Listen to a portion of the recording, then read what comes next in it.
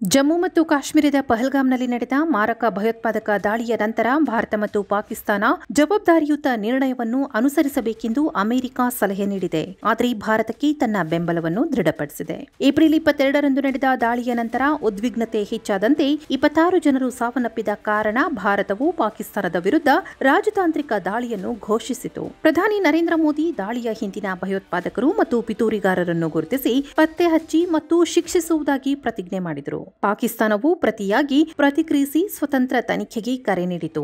ಆದರೆ ಅದರ ಸಚಿವರು ಭಾರತಕ್ಕೆ ಬಹಿರಂಗವಾಗಿ ಬೆದರಿಕೆಗಳನ್ನು ಹಾಕಿದರು. ನಡೆಯುತ್ತಿರುವ ಉದ್ವಿಗ್ನತೆಯನ್ನು ಗಮನದಲ್ಲಿಟ್ಟುಕೊಂಡು ಅಮೆರಿಕ ಎರಡೂ ದೇಶಗಳನ್ನು ಜವಾಬ್ದಾರಿಯುತ ಪರಿಹಾರದತ್ತ ಕೆಲಸ ಮಾಡುವಂತೆ ಒತ್ತಾಯಿಸಿದೆ. ಇದು ವಿಕಸನಗೊಳ್ಳುತ್ತಿರುವ ಪರಿಸ್ಥಿತಿ ಮತ್ತು ನಾವು ಬೆಳವಣಿಗೆಗಳನ್ನು ಸೂಕ್ಷ್ಮವಾಗಿ ಗಮನಿಸುತ್ತಿದ್ದೇವೆ ಎಂದು ವಿದೇಶಾಂಗ ಇಲಾಖೆಯ ವಕ್ತಾರರು ಸುದ್ದಿಸಂಸ್ಥೆ ರಾಯ್ಟರ್ಸ್ಗೆ ಇಮೇಲ್ ಮಾಡಿದ ಹೇಳಿಕೆಯಲ್ಲಿ ತಿಳಿಸಿದ್ದಾರೆ. ಇದು ಜವಾಬ್ದಾರಿಯುತ ನಿರ್ಣಯದತ್ತ ಒಟ್ಟಾಗಿ ಕೆಲಸ ಮಾಡಲು ಅಮೆರಿಕ ಎಲ್ಲಾ ಪಕ್ಷಗಳನ್ನು ಪ್ರೋತ್ಸಾಹಿಸುತ್ತದೆ. ಅಧ್ಯಕ್ಷ ಡೊನಾಲ್ಡ್ ಟ್ರಂಪ್ ಮತ್ತು ಉಪಾಧ್ಯಕ್ಷ ಜೆಡಿ ವ್ಯಾನ್ಸ್ ಅವರು ಇದೇ ರೀತಿಯ ಹೇಳಿಕೆಗಳನ್ನು ನೀಡಿದ್ದು, ವಾಷಿಂಗ್ಟನ್ ಭಾರತದೊಂದಿಗೆ ನಿಲ್ಲುತ್ತದೆ ಎಂದು ಹೇಳುವ ಮೂಲಕ ವಕ್ತಾರರು ದಾಳಿಯ ಅಮೆರಿಕದ ಖಂಡನೆಯನ್ನು ಪುನರುಚ್ಚರಿಸಿದರು. ಏಷ್ಯಾದಲ್ಲಿ ಚೀನಾದ ಬೆಳೆಯುತ್ತಿರುವ ಪ್ರಭಾವವನ್ನು ಎದುರಿಸುವ ತನ್ನ ಪ್ರಯತ್ನಗಳಲ್ಲಿ ವಾಷಿಂಗ್ಟನ್ ನವದೆಹಲಿಯನ್ನು ಪ್ರಮುಖ ಪಾಲುದಾರ ಎಂದು ನೋಡುತ್ತದೆ.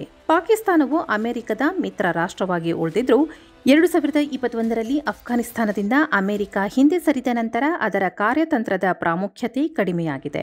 ಏತನ್ಮಧ್ಯೆ ಭಾರತದ ಆರೋಪಗಳ ಬಗ್ಗೆ ನಿಷ್ಪಕ್ಷಪಾತ ತನಿಖೆ ನಡೆಸಬೇಕೆಂಬ ಪಾಕಿಸ್ತಾನದ ಕರೆಯನ್ನು ಚೀನಾ ಭಾನುವಾರ ಬೆಂಬಲಿಸಿದೆ. ಪಾಕಿಸ್ತಾನದ ಉಪಪ್ರಧಾನಿ ಇಶಾಕ್ ದಾರ್ ಮತ್ತು ಚೀನಾದ ವಿದೇಶಾಂಗ ಸಚಿವ ವಾಂಗ್ ಯಿ ನಡುವಿನ ಕರೆಯ ನಂತರ ಬೀಜಿಂಗ್ನ ವಿದೇಶಾಂಗ ಸಚಿವಾಲಯವು ತಟಸ್ಥ ತನಿಖೆಯನ್ನು ಬೆಂಬಲಿಸುವುದಾಗಿ ಹೇಳಿದೆ. ತನಿಖಾ ತಂಡವು ಚೀನಾ, ರಷ್ಯಾ ಅಥವಾ ಪಾಶ್ಚಿಮಾತ್ಯ ದೇಶಗಳ ತಜ್ಞರನ್ನು ಒಳಗೊಂಡಿರಬಹುದು ಎಂದು ಇಸ್ಲಾಮಾಬಾದ್ ಪ್ರಸ್ತಾಪಿಸಿದೆ.